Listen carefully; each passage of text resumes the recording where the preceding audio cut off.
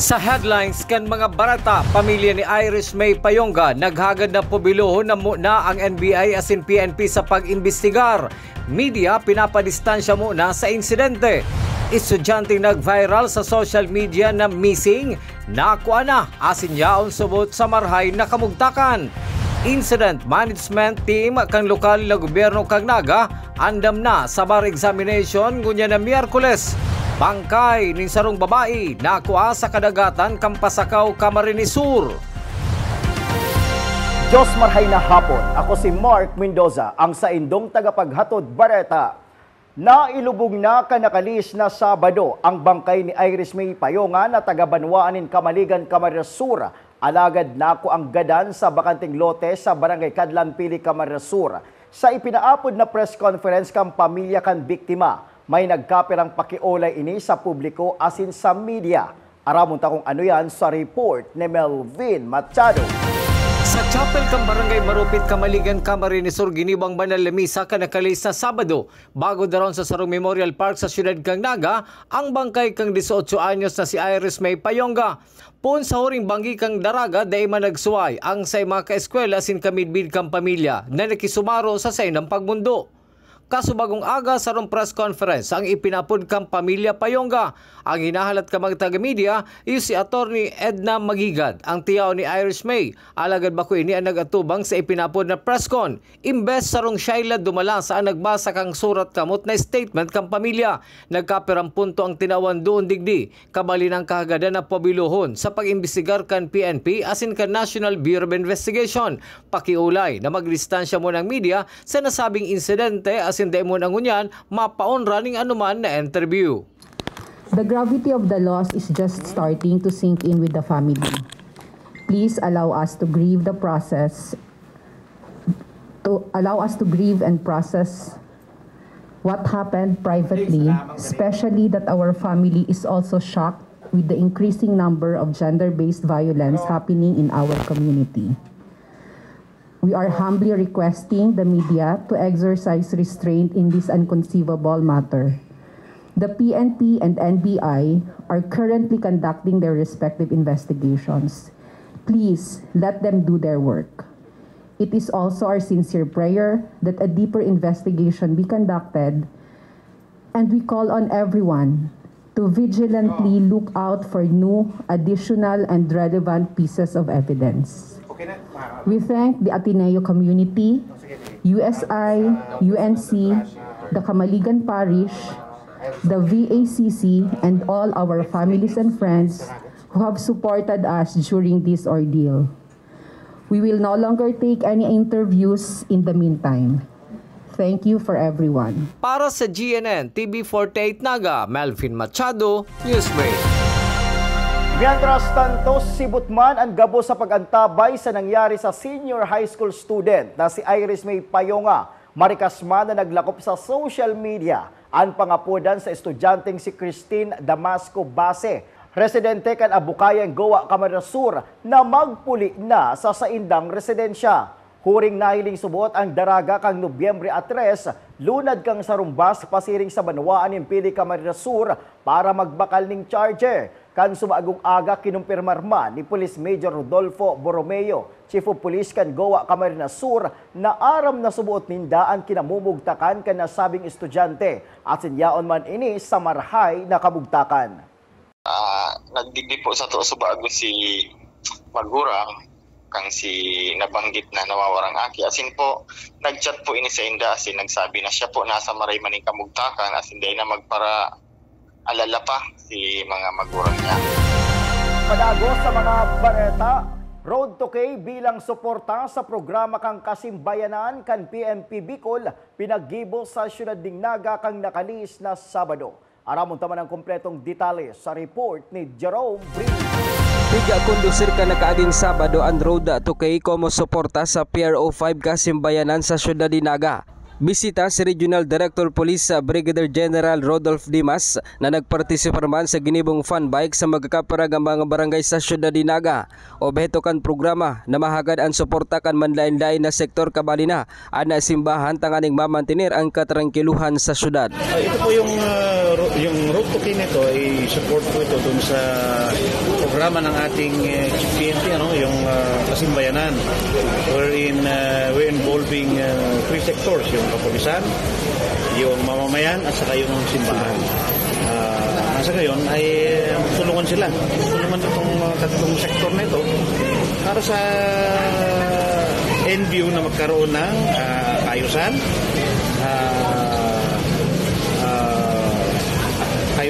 malasakit, kaayusan. Tapos yung end view ng lahat na ito ay magkaroon ng kaunlaran dito sa buong Pilipinas. Kaya yun po yung isang purpose ito.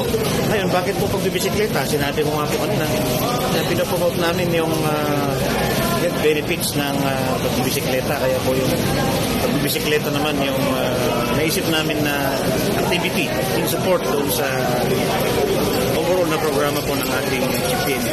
Nagtaumanin kaugmahan ang mismong opisyal sa mga naging partisipantes kan programa hasta sa matapos ini. Para sa GNN TV 48 Naga, Jerome Briz, Newsbreak. Sa iba pang bareta, Incident Management Team kang Naga andam na para sa Bar Examination 2022 na mapuon ngunya na simana. Detalyes man kayan, aramunta sa report ni Melvin Machado. Sa ikaduhang pagkakataon, liwat maging subot ang siyudad kang Naga, huli kang pagiging local testing center sa gigibuhon na bar examination sa aldaw na Miyerkules kang University of Nueva Cáceres. Susugkiran ni Gumba, pamayo kang Public Safety Office, andam na ang Incident Management Team kang lokal na gobyerno kang Naga, urog nang mapadapit sa traffic management, security as in medical preparation. Sa ngunyan, preparado na ang Incident Management Team kang siyudad kang Naga kung sa traffic management, abot sa security, sa medical preparations, sa medical team. Ready na po kita. Kasudma, nagkaigwa din ng informal na pag-urulay with the Supreme Court representatives. As in pinagpinalisar na po. So sa to yung mga deployment plans, so mga road closure, pati so sa to yung mga traffic rerouting. Ang kalaban kang Jay Hernandez ang isasaraman sa pampublikong bihikulo asin iba pang tinampo na nakapalibot sa nasambing universidad. Mapo niyan alas 12 matanga. Okay, asin mabukas yan mga alas 7, alas 8 ning banggitabi. Okay. Once na nakaruluwas na so gabos na examinees, so naman dahilan. So binubukasan tatulos. Mientras tanto, pinagtutugot man ang bar op sa Plaza Quezon, Plaza Rizal, asin Plaza 15 Martires. Para sa GNN TV 48 Naga, Melvin Machado, Newsway. Mientras tanto, aabuton sa 200 na personahe hali sa Naga City Police Office asin Public Safety Office ang nakatalaan ay deploy sa mga panahon na magkakaigwanin bar examination. Susog kay Police Colonel Nelson Pacalso, kabali pa sa pinag-aandaman ninda, iyo ang pag-arabutan ka nagkapirang justices sa syudad ng Naga. Other stakeholders sa city, sa PSO, yung security preparation natin last year ay halos ganun din, pero malalagkaroon lang tayo ng deployed personnel, more or less 200 personnel lang i-deploy natin. Pero sa loob ng school, which is the USC, limited lang ang number ng personnel. Makakasama din dito by November 9 and 10, may darating na justices natin, yung hindi pa nila binibigay yung isang number kung ilan sila. So, yun ang kailangan natin Sa pagbabalik kang Newsbreak, bangkay ning sarong babae na ang nagpapataw-pataw sa kadagatan kan pasakaw Camarines Sur. Yan asin iba pang mga bareta sa pagbuelta kan GNN TV 48 Naga Newsbreak.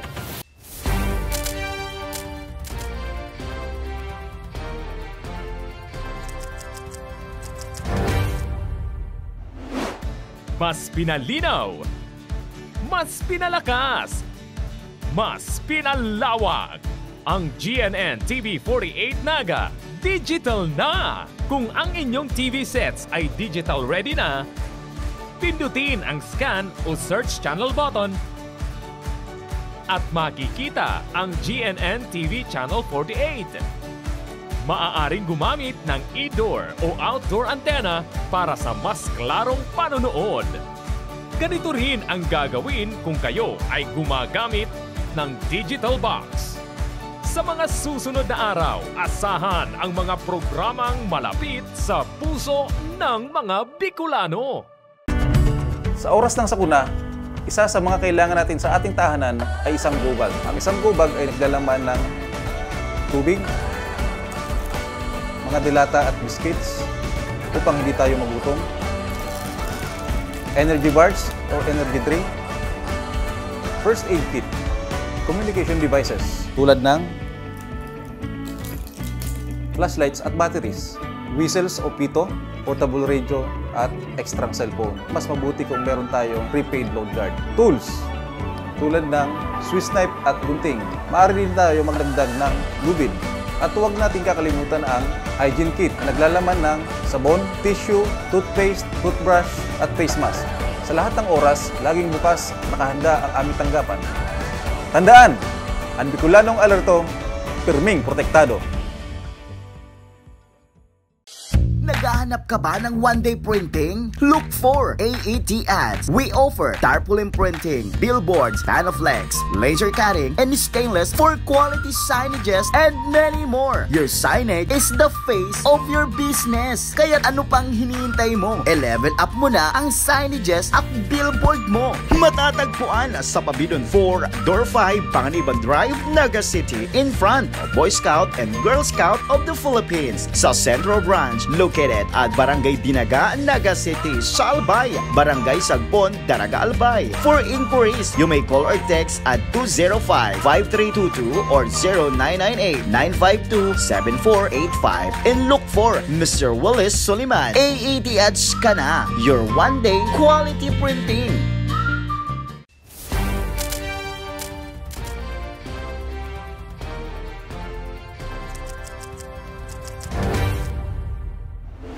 Padagos pa sa mga bareta, danyo sa agrikultura sa Banwaan in San Fernando, Camarines Sur matapos na mag-agi ang bagyong Paeng kadikit sana. Detalye sa report ni Jerome Bree. Masabing minimal sa naman ang naging danyo sa sektor kan agrikultura asin infrastruktura lalo na sa upland barangays kan Banwaan in San Fernando, Camarines Sur matapos ang naging assessment katakot kan pag-agi kan bagyong Paeng kan nakaging simana.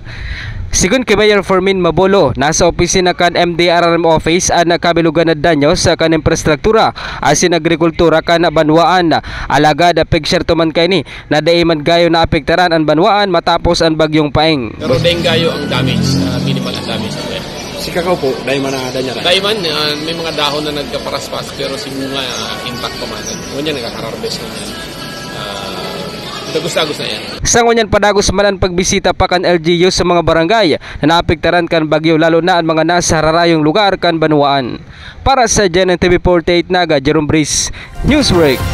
Sa iba pang bareta, mga aki na taga Zona 1 kan Barangay San Felipe, Ciudad Naga na inireklamo sa paagi sa social media, inaksyonan kan barangay asin CSWDO. Aramunta ang kumpletong detalye sa report ni Melvin Machado. Manghihilig sa video na pinagpost sa social media ang sarong teenager na babae na pinagtitiripunan ni mga kaakian na subot nagkakarawat. Alagad sa video, garo sinipa ang teenager bago inisinabihan kang kaibahan na babae na magdalagan padulag. Ang mga aki, taga Zona 1, Barangay San Felipe, Ciudad Naga. Nakabugtak pa sa post ang pangapunan na kung si Isay man subot na magurang kay ni pakitukduan in tamang gibo. Susuki po ng Barangay Al Rodriguez kang Barangay San Felipe, Ciudad Naga, subagong aga na aksyonan na ini kang barangay asin kang CSWDO. Sa nahihiling ko, from time to time, nag-aagi ako dyan, nahihiling ko ining mga aking ini. Every time, pag nahiling ako, kaya nagbibirisa. Pigsa saraway ko sinda, kundi talagang naturalisa kang aki na ining mga araw ka inin actuation. Ang sala lang, dahil igwasinda ning kapot ni stick, garo stick lang, pero ang istorya kang aki na ito po ngayong stick na ito, pig ko yan mita. Naghahanap kami ng kunyan, nakahiling sindang stick, kinoa, nagkakarawat itong mga aki. Tama man ngayon na nag-agi itong babae. Napag-tripan ninda, itong kawat baga, pigayon nindang kuya na pighiripaan, pigkukuyanan ito, na misinterpretar. Pero mas magayon ito na magibuhan ng aksyon. Sa ngunyan, kasubagong amay, pinadumanan ko so magurang so ina. Asin, ngunyan, pigpa-check upan ko, taso ina may hilang. Sa lalo kang CSWDO, bako naman ini ang enot na pagkakataon na maresponde ang sedang opisina sa pamilya kan mga aki. Si sarong aki kayan, garo pig tao mina for adoption. Tapos iyon si pamilyang pig rescue me ang panahon. Pero ang garo nagsisiga-siga ko niya na aking iyan. So ang gigibuon may kukuanon may ang aki. Tapos kay puan may magkadaking counseling sa mga magulang. So for the meantime, para dahil maging sa public, yung aki, i-endorse ko na sa mo. Kasumpay kay ni, may pagirumdom ang CSWDO sa araw kay ni mga kaso na dapat subot na inot ang barangay magtaoning aksyon antes ang opisina kang CSWDO. Actually, dapat ang barangay ang inot na kaaram bago sa mo. So kung may mga insidente ko tanang araw kayan, dapat lalaganan ng tanod para makuha si aki. Pag nakuha si aki, saka sa mo i-endorse. So ang mangyari mo niyan, baliktad. Kami ang inot na kaaram, kami ang ma-coordinate sa barangay. Para sa GNN TV48 Naga, Melvin Machado, Newsbreak. Sa tuyang police report, bangkay ning sarong babae na diskubreng nagpapataw-pataw sa kadagatan kan Pasakaw, Camarines Sur. Aramon taman ang kumpletong detalye sa report ni Jerome Breeze. Mayo pang pagkakabistuhan anado kaya na babaeng nagpapataw-pataw sa kadagatang sakop kan Barangay Tinalmod sa Banwaanin Pasakaw, Camarines Sur kaasudma. Sigon kay Police Major Chester Enriquez, posibleng nasa 3 hasta 5 aldaw na nga nasa dagat ang biktima na nakasulot ni duster. Ada nasabi nga bangkay na dukayan kan sarong parasir na tulos man na pig-report sa Philippine National Police. Subukan kinibanta mo right after na maaraman ta pigwata po duman sa Tinalmod and then nagpakadak po kita ng autopsy to determine po ang sa iyang post death. And nagkuha naman si doktora just in case na may mag-claim ka to, nagkuha na siya ng DNA para kung may mag-claiman pwede siyang i-undergo ang DNA para sa identification po ang victim kasi dahil na po talaga siya makilala eh. Ang pagkakinanlan lang talaga siya itong duster na pula na bulaklakin tapos itong sulot niyang rosaryuhan na kulay silver. Sa initial na autopsy report kan Provincial Forensic kan Camarines Sur, pagkalamos ang nahinihiling na kausa kan pagkagadan kay ni.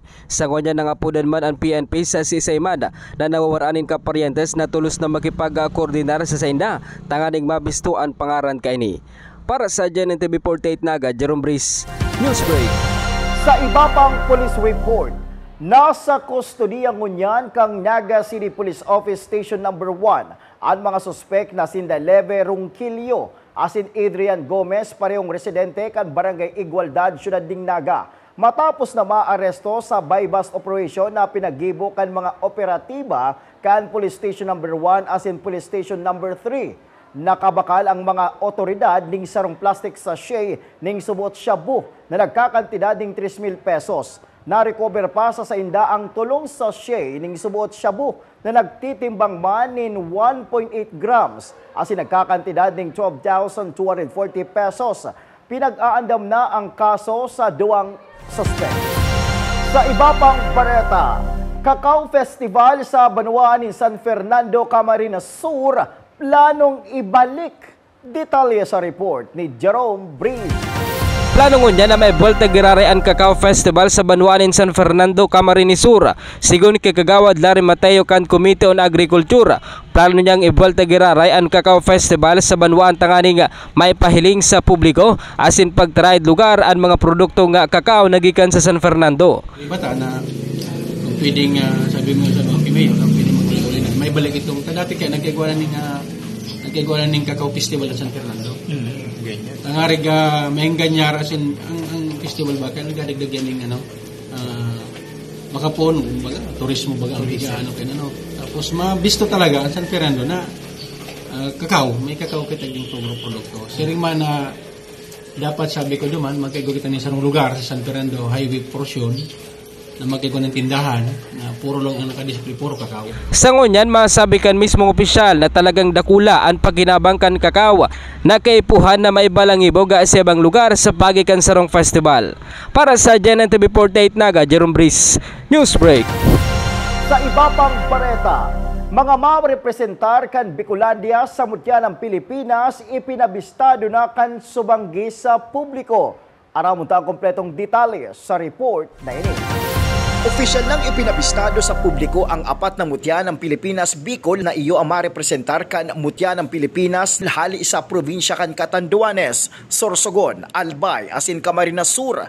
Sa inot, nagpahiling kan sa indang gayon asin tibay sa pagrampaan apat na iyo ang marepresenta kan Bicol. Magagaya ng mga kandidata asin matitibay sa pagsimbag.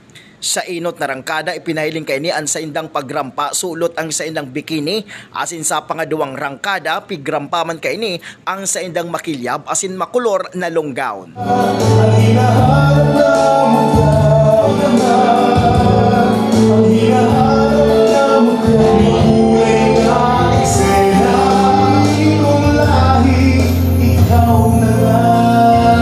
Makalis kay ni, nagsalang man ang mga kandidata sa question and answer portion hali sa mga paradalan, saro-saro man ang mga ini na nagsimbag sa nasambitan ng mga kahaputan. My province as well, the whole Bicolandia, that it is a well-developing place, not only on structures and business establishments, but also the people living here. Lots of beautiful faces, exemplary talents and skills, and undeniably hospitality and kindness. See how hardworking and how happy people are, although life is simple. They really proved to me and to others that there is really beauty in simplicity. And I would also like to say that in times of crisis, whether natural calamities or other crises, Bicolanos are always ready to lend a helping hand to each other. Aside from having the beautiful places that we have here in Bicol, one thing that I'm very proud of about being a Bicolana is that the people. Bicolanos are happy people. Despite of the challenges that we encounter, we can always find ways to uplift and help each other. And I think it's really the heart of Bicol. So I think it's more on celebrating the people, the Bicolanas, and what we have to offer, not just here in our place, but also to Manila and to other places nationwide. Mientras tanto, nagpasalamat man ang organizer sa gabos ng mga sponsor asin mga nagtarabang ngani na magkaigwanin arog kaining mutya ng Pilipinas Bicol sa Camarines Sur. Naglalao man ang organizer asin mga kandidata na makukuha nila ang corona sa maabot na Disyembre 4. They will be billeted or they need to be in Manila by November 17. Sorry, November 21st. It used to be November 17. They need to be there by November 21st, and then Coronation Night will be on December 4. So during November 17 up until December 3, they will have extensive training, which is very, very good because if they decide to come back to Bicol and join our local pageants, then grabe na yung training nila. Mark Mendoza para sa GNN TV 48 Naga News Break. Asin yan ang katiripunan kan mga bareta ngunya na aldaw. Day malingaw na bisitahon ang Samoyang official Facebook fanpage asin ilike ang GNN TV 48 Naga para pirmi kitang updated sa mga bareta asin istoryang bida ang Bicolano. Liwat ako po si Mark Mendoza. Diglisa na yan sa GNN TV 48 Naga News Break.